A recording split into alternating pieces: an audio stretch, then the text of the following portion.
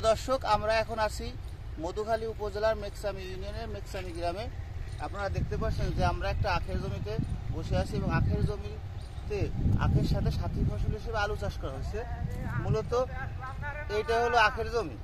তো এই জমিটা যখন আখ লাগানো হয়, আখ গজানোর পরে প্রায় 1 থেকে 1.5 মাস লাগে এই আখের গাছ বড় হয়েছে। দেখেন এই যে আখের গাছ দেখা যাচ্ছে এবং আখের 2 লাইনের মাঝখান দিয়ে আলু মূলত লাগানো হয়েছে।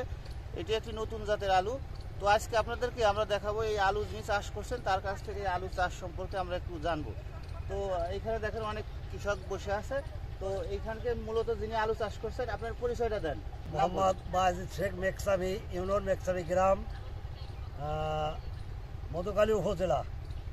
আপনারা তো এবার আলু চাষ করছেন? আমরা এবার আলু চাষ করছি। এই আখ লাগাইছি, আখের 2 নালির খোপে এক এক লাইন করে আলু লাগাইছি। আলুর নাম হচ্ছে অ্যালুয়েট।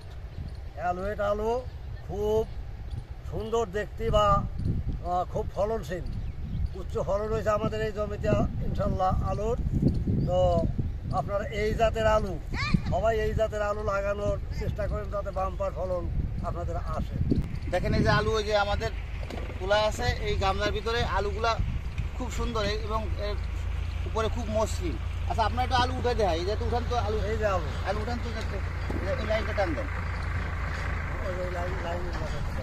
এই যে দেখেন টান দিলে পরে আলু দেখা যাচ্ছে, টান দিলে পরে হ্যাঁ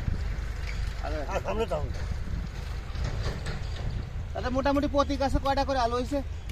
এক একটা গাছে 7টা 8টা করে, 10টা 5টা 7টা, এরকম 8টা 10টা 5টা 7টা 10টা 5টা 7টা এরকম আলু হয়েছে। কতটুকু জমিতে আলু লাগাইছিলেন? এই জায়গায় 1 একর জমিতে আলু লাগানো হয়েছে। 1 একর জমিতে আলু?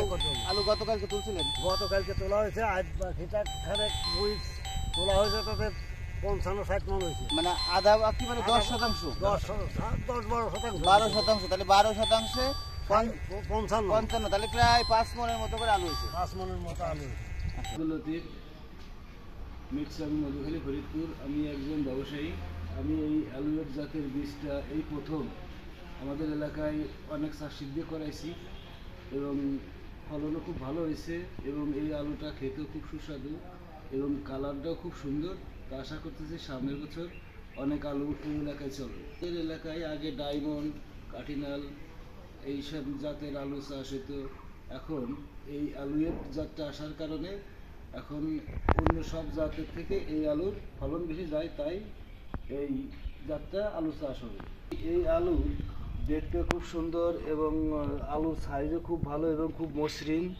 এই আলু কোনো পচা নাই, কোনো নাই এবং এই আলুর আপনার স্প্রেটা খুব কম লাগে। স্প্রে না করলেই বটে, হালকা পাতলা কিছু লাগে। তা আসলে এই আলু আপনারা দেখতে পাচ্ছেন যে কত সুন্দর এবং সাইজ কত বড় সাইজ হয়েছে। অন্যান্য আলু এরকম ফলনও হয় না এবং এত সাইজও হয় না। তাই আশা করি আপনারা এই জাতের আলু চাষ করবেন এবং চাষ করলে আপনারা বেশি লাভবান হতে পারেন। এই আলু আপনাদেরকে মাঠের উৎপাদন যেটা কীরকম হয়েছে সেটাও দেখানো হয়েছে এবং আলু উঠায় নিয়ে এসে সংরক্ষণ করার জন্য এটা রাখা হয়েছে। আসলে আলুর বাজার একটু কম, আলুর দাম বৃদ্ধি পেলে আমরা এখান থেকেই বিক্রি করব। এই জাতের আলুটা সংরক্ষণের ক্ষমতা ওই আলু থেকে অনেক বেশি এবং ফলনও বেশি। আশা করি আপনারা এই জাতের আলুটা চাষ করবেন, চাষ করলে লাভবান হবেন। সম্মানিত কৃষক ভাইরা, আপনারা আমাদের এই আখের ক্ষেতে আলু চাষ এবং আলু উৎপাদন আপনারা দেখছিলেন, তো আমাদের সঙ্গেই ছিলেন। এবং যদি আপনারা সাথী ফসল হিসেবে আখের ক্ষেতে আলু চাষ করতে চান তাহলে এই অ্যালুয়েট জাতটি ব্যবহার করতে পারেন। এটি খুবই একটা সুন্দর একটা জাত এবং এই জাত চাষ করলে আপনি অধিক ফলন পাবেন। তো আজকের মতো এই পর্যন্তই। ধন্যবাদ সবাইকে।